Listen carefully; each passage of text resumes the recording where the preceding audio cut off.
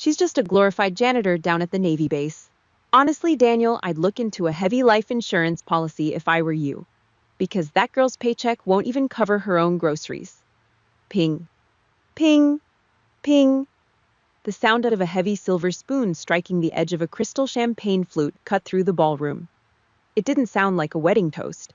To my ears, it sounded exactly like racking the slide of a 9mm pistol. The low jazz music playing from the corner speakers abruptly died.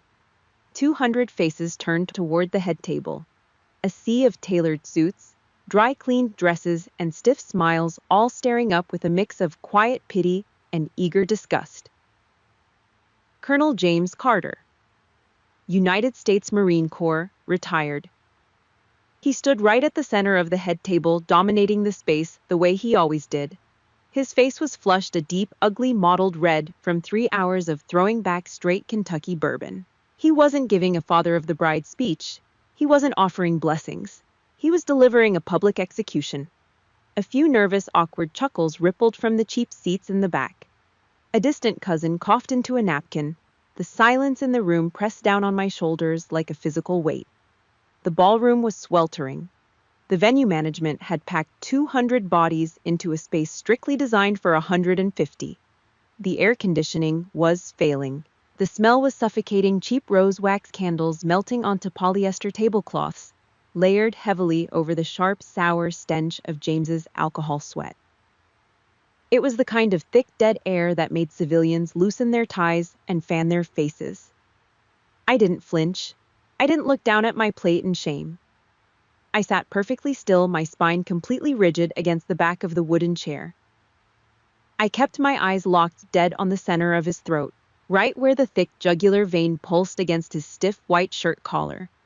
I watched his chest rise and fall beneath his suit jacket. Short, shallow breaths.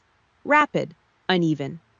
The biological markers of an aging narcissist desperate for the room's absolute attention. He needed this. He thrived on it. He needed to shrink me down to absolute nothingness just so he could feel like a giant for 5 more minutes. Beneath the suffocating layers of tulle and tight, heavy satin of my wedding dress, my right calf burned. A jagged, dime-sized piece of shrapnel from a mortar shell in Kandahar was still buried deep in the muscle tissue. The trauma surgeons at Bagram Airfield had warned me it would ache when the barometric pressure dropped. They didn't mention it would feel like a white-hot iron spike when I had to stand perfectly still and let my own blood publicly disown me. I had been standing for 6 hours today, playing the good, quiet daughter, smiling for the flashes, nodding at relatives I hadn't seen in a decade. Not a single person in this packed room had asked if my leg hurt. Not a single person had asked if I needed to sit down for a minute. I let my gaze drift just a fraction of an inch to the left, scanning, calculating, 16 yards. That was the exact distance from my chair at the head table to the heavy oak double doors beneath the glowing red exit sign. 16 yards, unobstructed. If things went loud right now, I could drop 3 men, secure a path, and clear those doors in under 4 seconds. It was a useless calculation for a wedding reception, but it was the only way my brain knew how to process threats.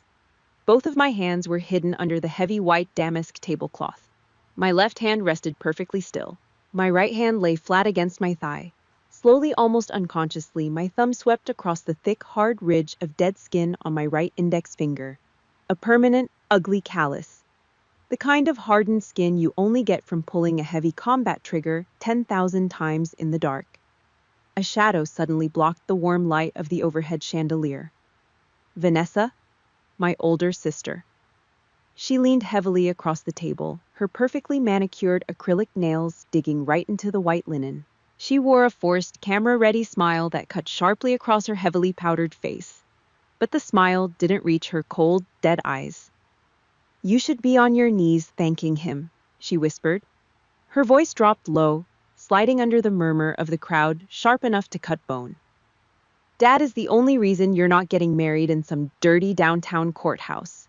You ought to show some damn gratitude that he actually chipped in to pay for half of this run-down reception." I looked at her. I really looked at her. At the smug superiority radiating from her pores. She didn't know. None of them knew. James hadn't paid a single red cent for this wedding. Every dollar, every cheap rose candle, every drop of that bourbon he was currently sweating out came straight from my secure accounts. It was hazard pay, combat deployment bonuses, blood money drawn directly from Black Ops budgets they didn't even have the security clearance to know existed. I had funded the very stage they were using to humiliate me. But I didn't say a word. I didn't open my mouth. Explaining yourself is a weakness. It means you actually care about their verdict. I just stared flatly at her pulsing jugular until she finally broke eye contact, her smile faltering as she slinked back into her chair. Beside me, the wood of a chair creaked violently. Daniel, my husband, he was an architect, a civilian who built quiet, safe homes with clean lines. He knew absolutely nothing of the dark, violent corners of the world I operated in, but he knew enough to see his wife getting ripped apart in public. His jaw was locked tight. The veins in his forearms bulged against the dark fabric of his tuxedo sleeves. He planted his heavy boots hard on the marble floor, shifting his weight, bracing his shoulders to stand up.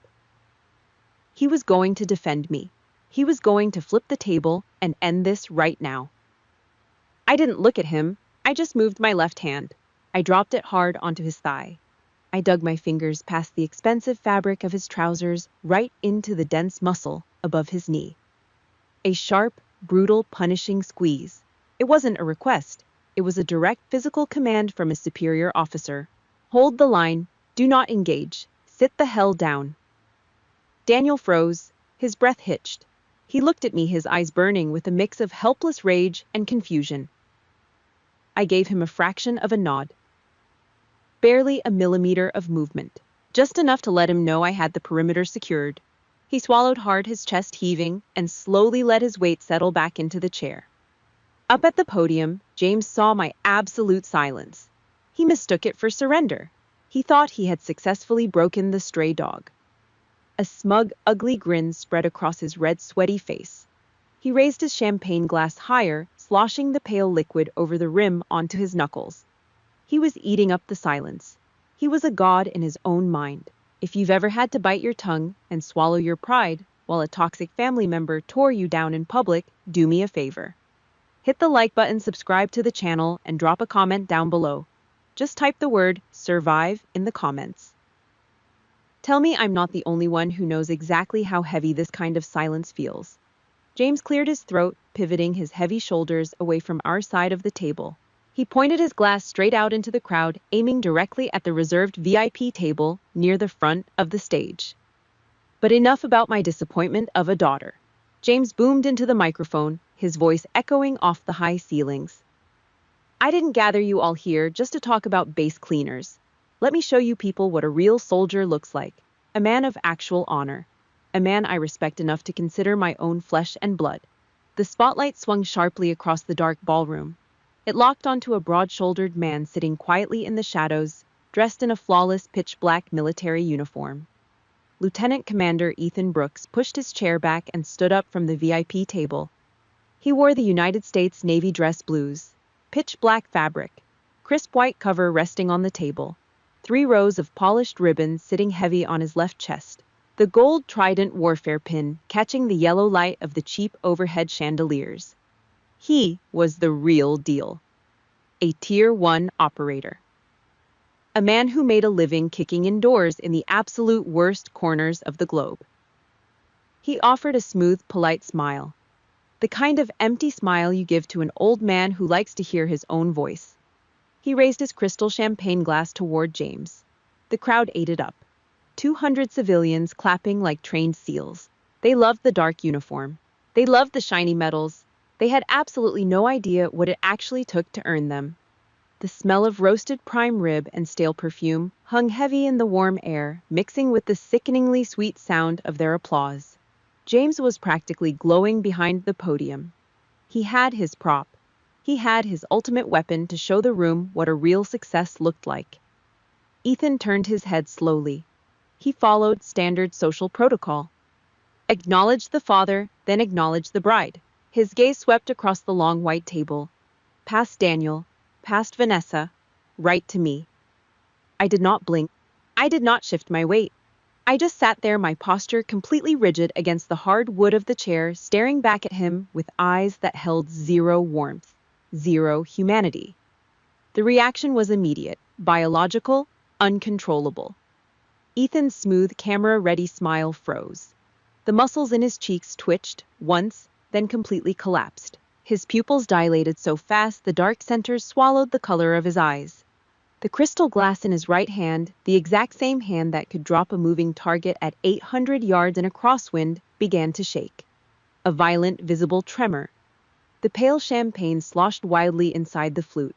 It spilled over the crystal rim, dripping down his thick knuckles and soaking into the pristine white cuff of his uniform shirt. He did not even seem to notice the wet stains spreading across his wrist. He stopped breathing. I watched his broad chest lock perfectly still. He recognized the face. He recognized the eyes.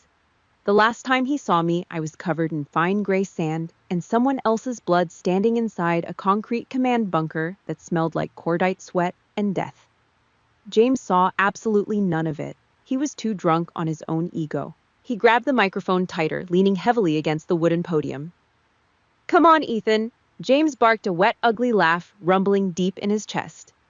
"Why do you not come up here, teach this little base janitor a thing or two about actual discipline? God knows she could use a lesson from someone who actually matters." A fresh wave of laughter rolled through the sweltering ballroom. My cousin at table 4 slapped his knee.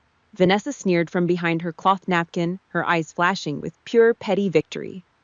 They thought it was a joke. Ethan did not laugh. A thick bead of cold sweat broke out on his right temple.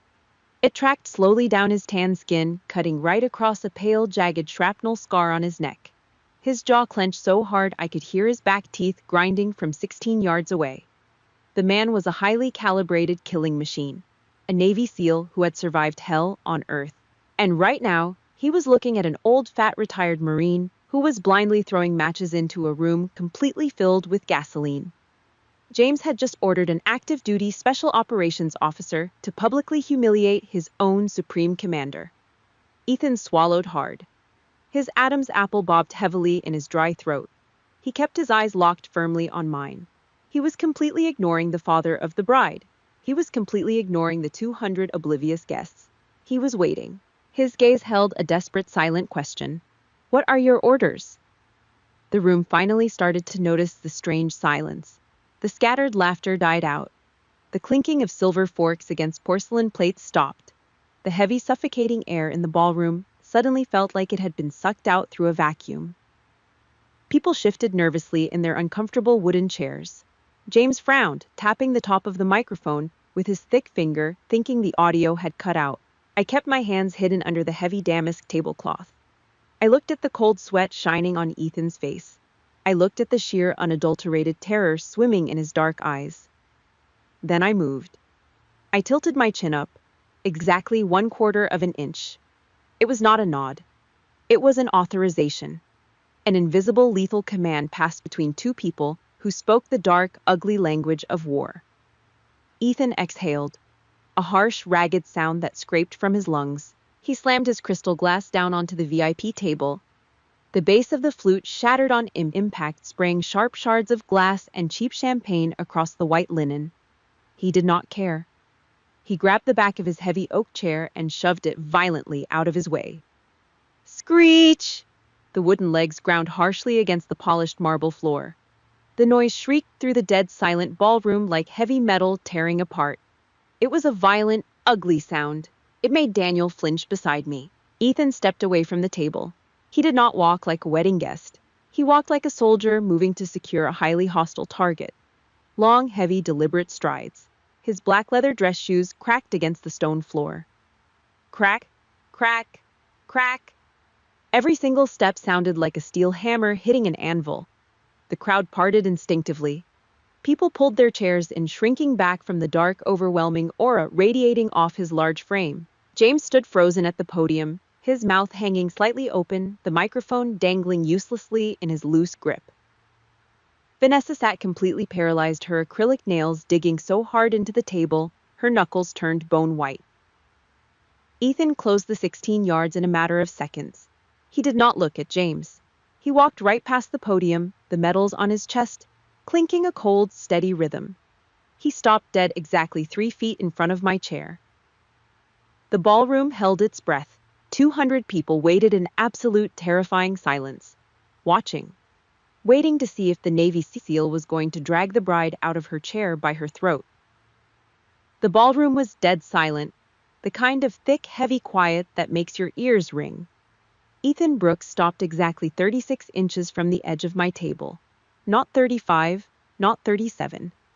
Military precision drilled deep into his bone marrow.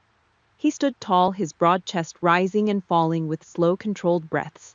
The warm light from the chandeliers caught the gold trident pinned above his left breast pocket. He did not look at James. He did not look at Vanessa. His eyes were locked dead on mine. His body snapped rigid. His heavy black leather shoes slammed together. Crack! The sound of his heels striking the polished marble was a sharp, violent gunshot in the stale air. His right hand snapped up, cutting a flawless, razor-sharp line through the heavy, suffocating heat of the room. The tip of his middle finger stopped dead at the outer edge of his right eyebrow, a perfect textbook salute. Not a casual greeting between friends, a total submission to absolute authority. He did not speak.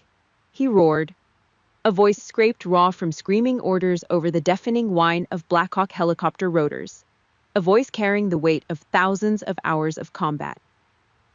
Rear Admiral Julia Carter, Commander, Special Strategic Operations Division, permission to speak, ma'am. The words slammed into the walls and bounced back.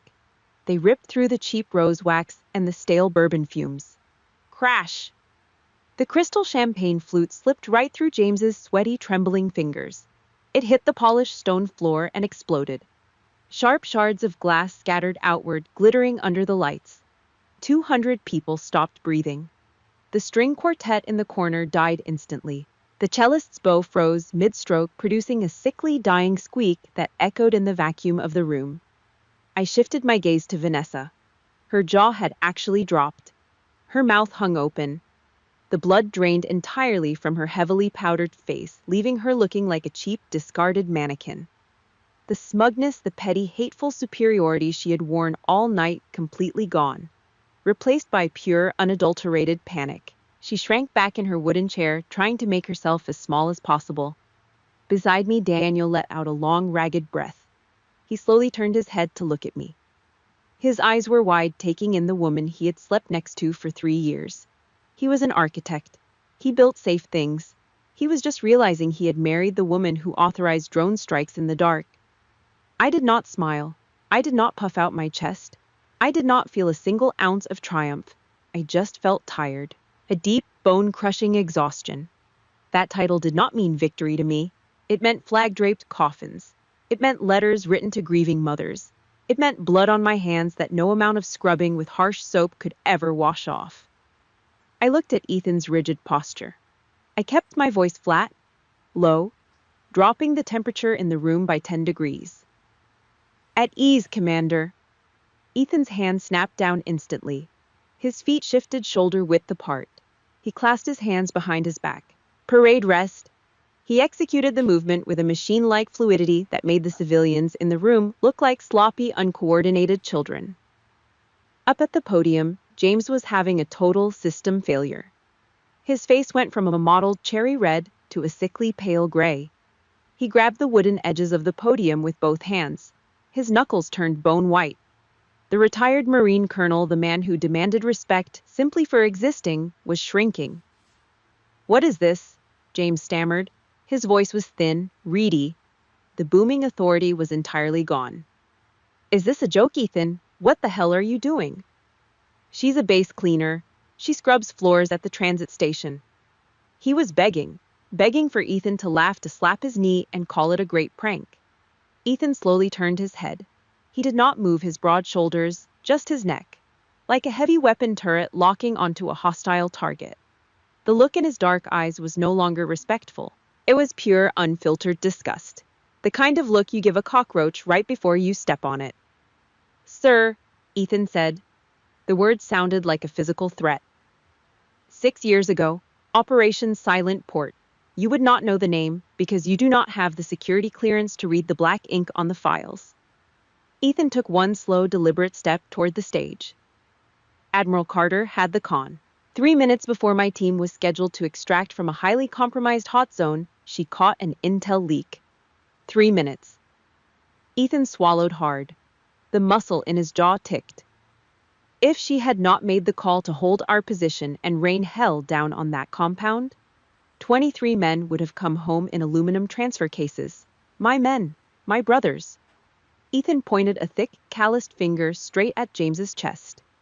I am breathing your air right now. I am standing in this room right now, solely because of your daughter. The words hit James physically. You could see the exact second his ego died. His broad shoulders caved in. The invisible medals he always wore on his civilian chest vanished into thin air. He let go of the podium like the wood had suddenly caught fire. He did not look at me. He couldn't. The shame was too heavy. The man who had spent his entire life terrified of being ordinary was suddenly faced with true, undeniable greatness, and it absolutely crushed him. James turned around. His shoulders slumped forward. He did not say another word. He shuffled off the stage, his black dress shoes dragging heavily across the carpet. He melted into the dark shadows of the hallway leading out of the ballroom. A total, humiliating, silent retreat. A broken man fleeing the battlefield. The ballroom sat frozen. Nobody moved. Nobody whispered. Then slowly from the back of the room, someone started clapping. A slow, hesitant sound. Then another joined in. Then table 4. Then the VIP table. Within 10 seconds, the entire room erupted. 200 people pushed their chairs back and stood up. A massive, deafening standing ovation. The applause washed over the tables loud and frantic. They were cheering for me. They were cheering for the Admiral. But I could not hear them. I closed my eyes. The sound of the applause warped in my ears. It twisted. The sharp, violent noise of James's shattered crystal champagne glass on the marble floor echoed deep inside my skull. It kept echoing, changing pitch, shifting. It was no longer the sound of breaking crystal. The air conditioning in the ballroom felt suddenly wrong. Too cold, too artificial. My nostrils filled with the sharp, metallic stench of fresh blood and burning cordite. The shattering glass turned into something heavy, something metallic. Ping! The sharp, unmistakable sound of a fragmentation grenade pin popping loose in a dark, suffocating bunker. The applause vanished. I was falling backward into the dark. James's crystal champagne flute shattered on the polished marble floor. But inside my head, the noise twisted. It warped. It did not sound like breaking glass. It sounded exactly like the sharp, metallic pop of a fragmentation grenade pin. The heavy air conditioning of the ballroom vanished. Heat hit me. Brutal, suffocating heat. 110 degrees Fahrenheit. I was no longer sitting at a wedding table in Virginia. I was standing inside a reinforced concrete bunker on the outskirts of Kandahar, 6 years ago. Operation Silent Port. Fine gray sand coated the back of my throat. Every time I inhaled, it tasted like battery acid and copper. The air inside the tactical command bunker smelled like stale sweat, burning diesel fuel, and cordite. I was 28 years old. I stood perfectly still in front of a heavy bank of glowing monitors. The screens flickered, casting a sickly green light across the dark room. Red dots swarmed the digital map. Too many red dots. Ethan Brooks and his Unit Alpha team were pinned down. 23 Tier 1 operators trapped inside a crumbling warehouse. The extraction helicopters were 3 minutes out. But the intelligence report was bad. We had a massive leak. Hostile fighters were pouring into the sector from the north, flooding the narrow dirt streets like water from a broken dam. The radio on the metal console cracked. Static hissed sharp and loud in the quiet bunker. Then a voice broke through. It was a kid. 19, maybe 20 years old. A designated marksman positioned on a dirt rooftop 3 blocks away from the warehouse, providing overwatch for Ethan's team. Command, this is Overwatch 1. His voice was high, tight. The raw edges of panic were bleeding through the radio static. Heavy automatic gunfire echoed loudly in the background of his transmission. They are breaching the lower level. I have hostiles on the stairs. I cannot hold this position. Requesting immediate permission to fall back to the secondary rally point. Over. I stared at the green monitor. I watched the red dots moving on the screen. I did the math in my head. War is never about courage. It is always about math. If the sniper abandoned his rooftop, the hostiles would gain the high ground. They would have a direct line of sight down into the warehouse. They would bring rocket-propelled grenades. They would fire straight down through the collapsed roof and turn the building into a slaughterhouse. 3 minutes until the helicopters arrived. If the sniper retreated, 23 Navy SEALs would die in that warehouse. If the sniper stayed, he would die. 1 against 23. The radio cracked again. Command. They are coming through the door. Please advise, I need to move. The kid was terrified. He was looking right at his own death, and he was begging me for a way out. I pressed the heavy black button on the radio console. I did not hesitate. I did not let my voice shake. A commander cannot show fear because fear is contagious over a radio wave. I made my voice cold, sharp as a straight razor. Overwatch 1, this is command, negative on your request to fall back. Silence on the radio, just the heavy rhythmic thumping of bullets hitting concrete walls. Hold your position, I ordered. Lock down that stairwell. You will provide continuous covering fire for Alpha Team until the extraction birds are wheels up. That is a direct order. Acknowledge. The silence stretched. 2 seconds, 3 seconds. He knew. He was just a kid, but he was wearing the uniform. He knew exactly what that order meant. I had just signed his death warrant. I was trading his blood for Ethan's blood. The static hissed. Copy that command. His voice was no longer panicked. It was dead. Hollow. The flat voice of a ghost. Overwatch 1 holding the line. Tell my mother, An explosion ripped through the audio feed. A deafening, bone-rattling roar that shook the speakers. Then nothing. Just a long, flat hiss of dead air. The dead air morphed. It twisted in pitch, turning into the sound of 200 people clapping. I blinked. The green monitors vanished. The Kandahar heat disappeared. The freezing air conditioning of the ballroom rushed back into my lungs, drying the cold sweat on the back of my neck. I was back at the head table, the heavy tulle of my wedding dress pressed against my aching legs. The crowd was on their feet, a massive standing ovation. They were clapping so hard their hands probably hurt. They were looking at me with wide, respectful eyes. Admiral, an older man shouted from the back of the room. A true American hero.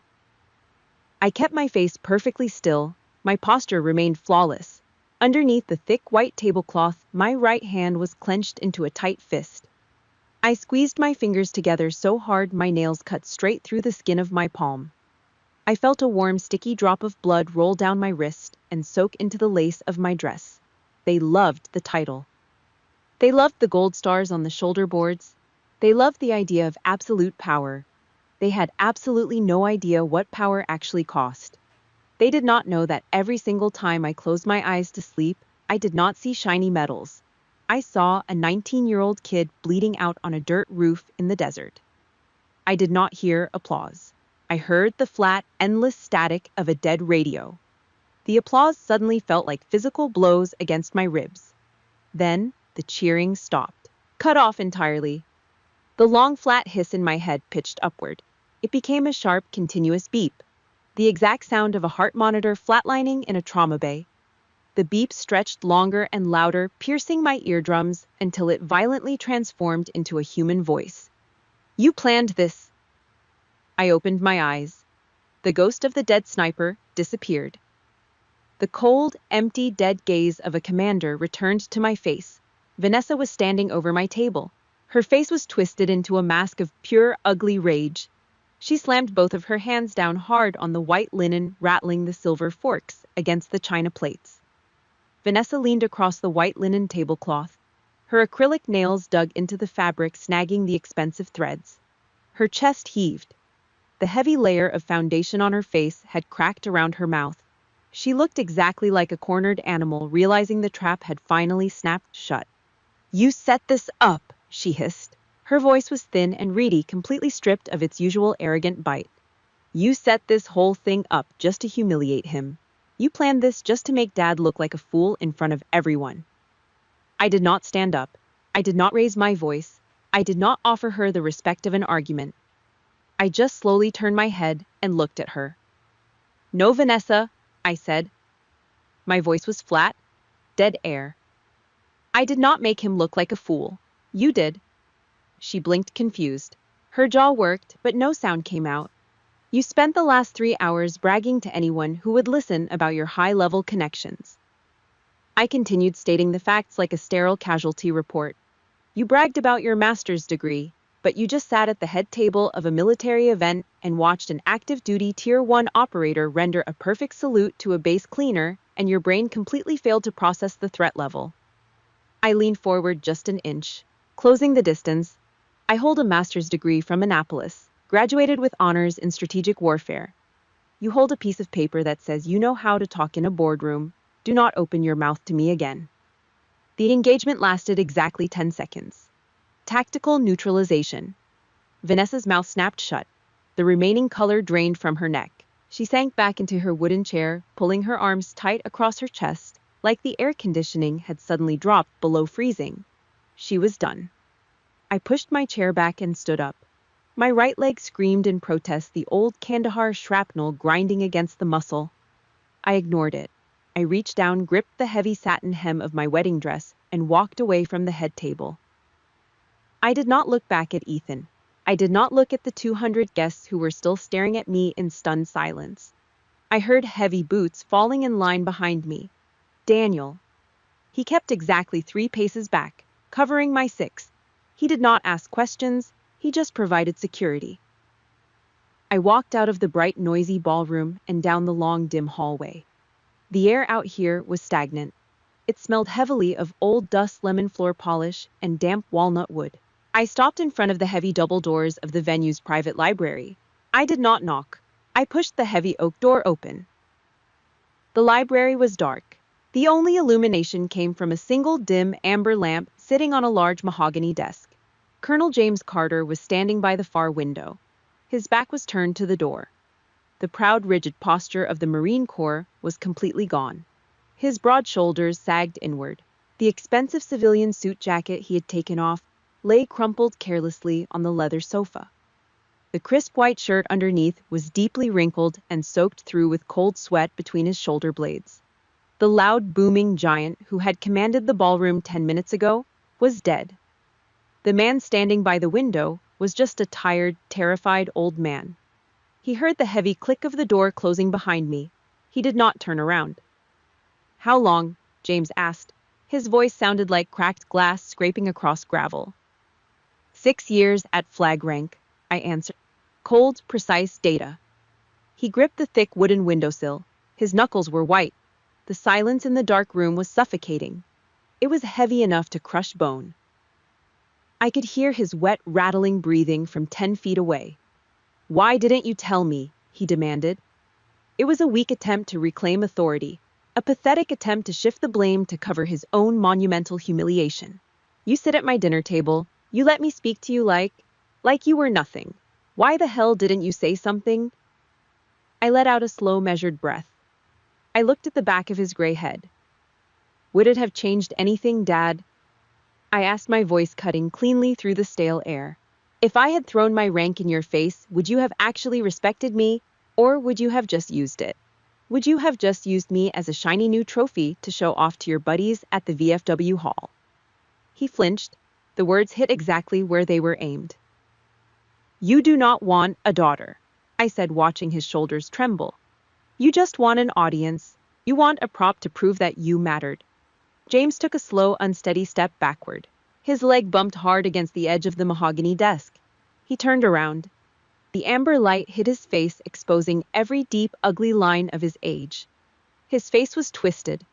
The dark, arrogant fire in his eyes was completely extinguished. He looked hollowed out. He slowly collapsed into the heavy leather chair behind the desk. The leather groaned under his dead weight. "I gave them 30 years, James whispered. The anger was gone. Only a pathetic, naked fear remained. "I gave the Corps my entire life. I bled for them. And they retired me at Colonel. They shoved me out the door and replaced me with kids who had never even seen the jungle." He stared down at his shaking, liver-spotted hands. "I was terrified," he choked out, his voice cracking violently. I was absolutely terrified of being ordinary. I could not stand the thought that I peaked in a muddy trench 30 years ago. And then I looked at you, my youngest girl, and you had this quiet, this absolute calm. I hated it. I hated that you did not need anyone to tell you that you were strong. A single thick tear broke loose and tracked through the heavy wrinkles on his cheek. He did not bother to wipe it away. I failed you, James said to the empty room. I am a coward. He reached a trembling hand inside the breast pocket of his wrinkled white shirt. His fingers fumbled with the fabric for a second. He pulled out a thick sealed envelope. The paper was heavily yellowed around the edges. It looked ancient. He stared at it for a long second, his thumb rubbing over the dark faded ink on the front. Without looking up, James tossed the yellowed envelope onto the polished mahogany desk. It slid across the wood and stopped exactly 1 inch from the edge, right in front of me. The yellowed envelope sat completely still on the polished mahogany desk. I reached out and picked it up. The paper felt brittle and dry between my fingers. It smelled like old dust-damp cedar and the faint sweet scent of vanilla. My mother's perfume. She had been dead for 10 years, but the ghost of her scent was still trapped in the paper fibers. I slid my thumb under the loose flap and pulled out a single sheet of lined notebook paper. The handwriting was sharp and elegant. Cursive. Julia, the letter read, "You were never meant to live loudly. Let your father and your sister have the noise. Honor is not measured by the brass on your collar or the volume of your voice in a crowded room. It is measured by the weight you carry in the dark when absolutely nobody is watching." She knew. She had seen the quiet, heavy thing growing inside me since I was a kid. She knew I was built for the dark.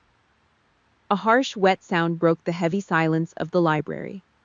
James was crying. It was not a dignified, quiet weeping. It was an ugly, heavy, wet sobbing that shook his thick shoulders. He buried his face in his large, liver-spotted hands. "I was jealous of you," he choked out, his voice muffled by his fingers. "Evelyn always looked at you like you were made of iron. You had this silence, this absolute, terrifying calm. I spent my whole damn life screaming just to make people look at me, and they just looked at you." I looked down at the retired Marine colonel, my own father, the man who had spent the last 3 hours trying to bury me under his own pathetic insecurities. I waited for the anger to come. I waited for the heat in my chest, the desire to crush him the rest of the way down into the dirt. I had the power to do it. One word and I could strip away the last shred of dignity he had left. But my chest was cold. I felt nothing but a deep, heavy pity. War teaches you a lot of ugly things. But the most painful lesson is learning that some people are already dead long before you pull the trigger. James Carter was a casualty of his own massive ego. I slowly folded the brittle paper along its original creases. I slipped it inside a hidden pocket in the heavy satin of my wedding dress. I closed the distance between us. I reached out and dropped my right hand onto his shoulder. The rough, thick calluses on my palm snagged against the expensive wool of his suit jacket. He flinched. He expected a physical blow. "Wipe your face, Dad," I said.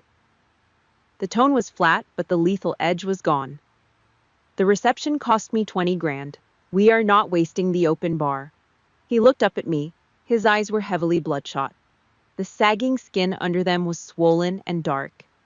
"I don't deserve it, Julia," he whispered, his voice cracking. "I don't deserve your forgiveness." I kept my hand on his shoulder.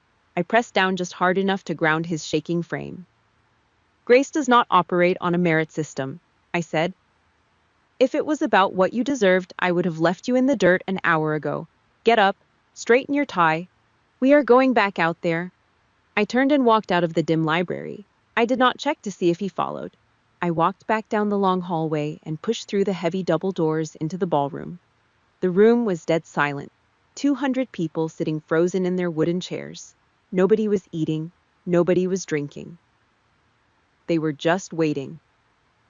I walked to the center of the dance floor. I stopped and turned around. Heavy, slow footsteps echoed behind me. James stepped out of the hallway shadows. His face was pale, but his eyes were dry. He had pulled his suit jacket back on. He stopped exactly 10 feet away from me. He took a deep, ragged breath. His broad chest expanded.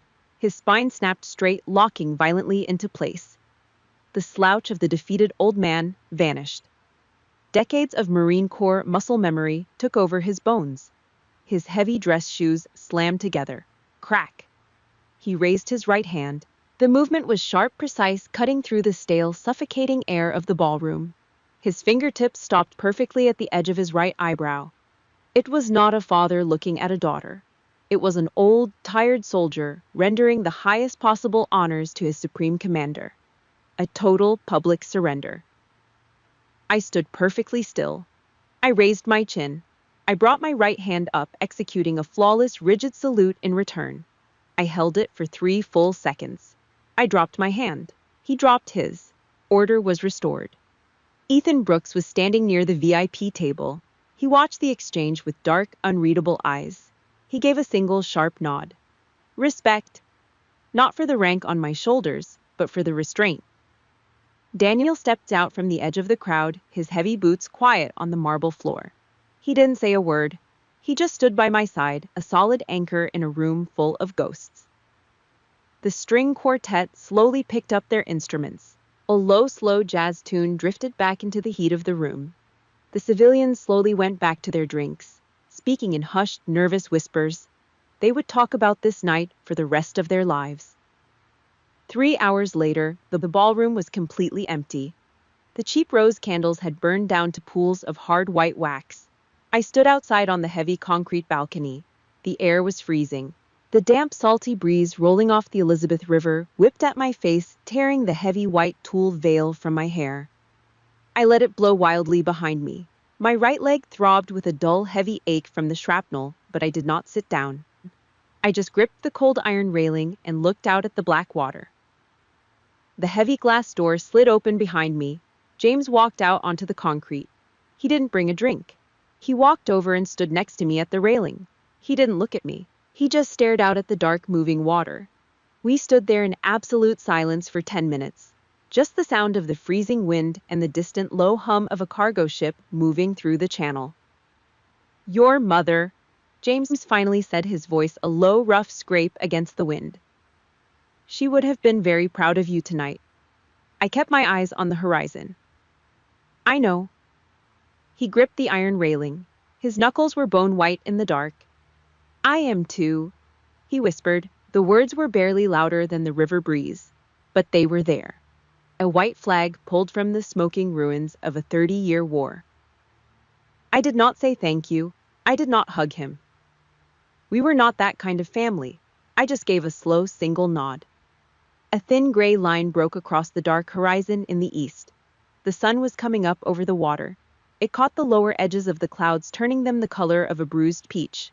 I looked at the light. I let the freezing air fill my lungs. Let them have their loud voices. Let them have their cheap trophies and their desperate need to be seen. Let them scream into the void, just to prove they exist. True power is quiet.